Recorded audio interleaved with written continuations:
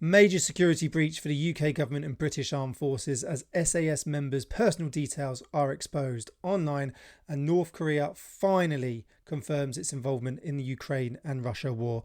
I'm Craig, a former British soldier, and that is what we're going to be discussing today. So get yourself comfortable, grab your coffee, and let's get into it. So here we go then.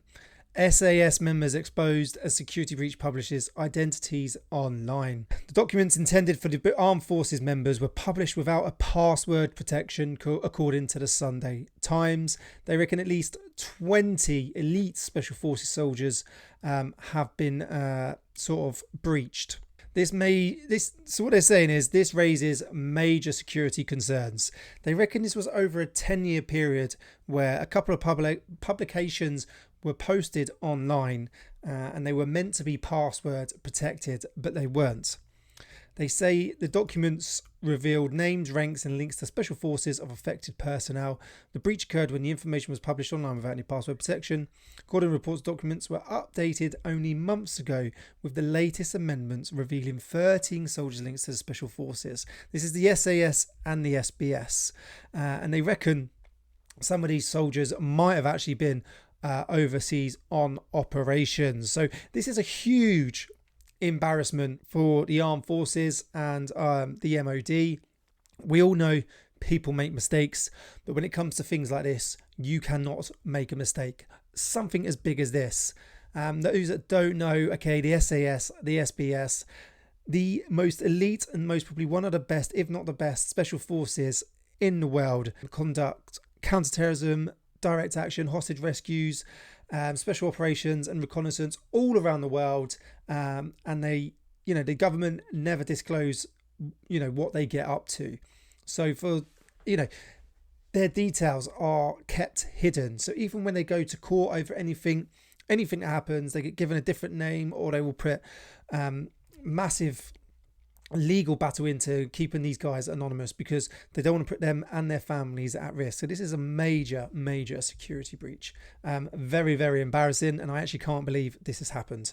So, but that's what's going on there. Next then is we've got Putin and Kim confirm for the first time North Koreans fought for Russia in the Ukraine war. If you've been following the Ukraine and Russia war, the majority of us know that they were fighting there. I've seen footage of it. Other people have seen footage of it. There's still a lot of people out there saying, they weren't fighting out there, but they were. But they've actually finally acknowledged it. This is from Ukraine, South Korea and the US departments. Vladimir Putin and Kim Jong-un have confirmed for the first time that North Korea sent troops to fight for Russia in the war of Ukraine, with both leaders describing the soldiers as heroes.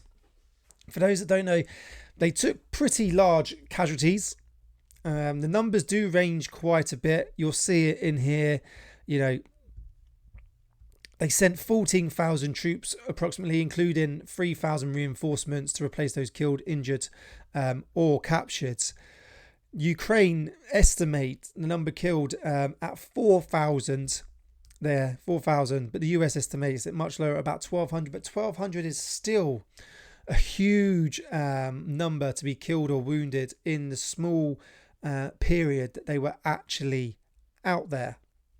They went out, I don't know, was it 3 to 6 months ago, maybe a little bit longer, no, a little bit less than that. And 1,200 casualties and fatalities is a huge amount. But what they do say in this article that apparently they adapted pretty well, bearing in mind they have not had combat experience for 60, 70 years, I believe, and technologies change drastically. We know that they're a pretty hidden state. They don't see as much or live like we do over in the West. So drones and some of the equipment that Ukrainians have managed to get their hands on, North Koreans hadn't seen before, so they took a large number of casualties at the beginning, but apparently they adapted really, really quickly to this. So one, hats off to them, but secondly, rather what's the word, sort of terrifying in a sense, for majority of people to know that another nation has now openly backed Russia in this war by sending troops. not by sending kit and equipment like everyone has to Ukraine. This is by putting another nation's troops openly on the ground from another state. Yes, we know we've got foreign fighters in Ukraine through the legions, but it's not another state actually sending boots on the ground. So now we know that Russia has massive support from North Korea for him to send troops in a war that has nothing to do with him. Not part of Europe, he's nowhere near it, he's not on the doorstep. This is to do with a new alliance that they have come to, a new sort of partnership and treaty that these two signed back in June 2024.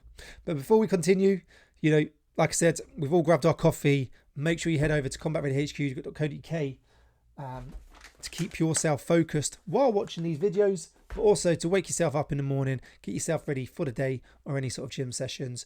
Use CRHQ10 for 10% off all purchases.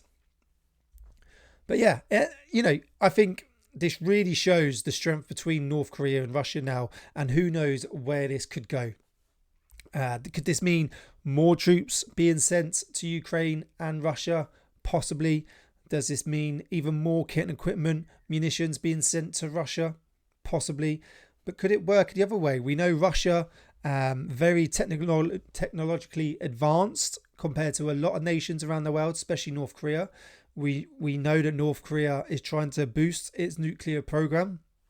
So is this a possibility that, you send me troops, you send me kit and equipment, and in return, we will send you sort of technological advancement ideas, developments, actual pieces of equipment to advance your missile and nuclear sort of programs. So that's one way this could be possibly going. It's not just North Korea supporting Russia. This is Russia supporting North Korea. So, North Korea being such a secretive state as well, we don't really know what's going on in the background. So for me, that's what makes me think, what is the partnership here? What is going to be the possible outcome? Are North Korea possibly making to look at another advance into South Korea or further expand out? Who knows? I'm just throwing things out there. I'm not saying they definitely are. Are we going to see more troops on the ground in Russia? Are Russia now going to be backed with a massive increase in personnel, kit and equipment to strengthen,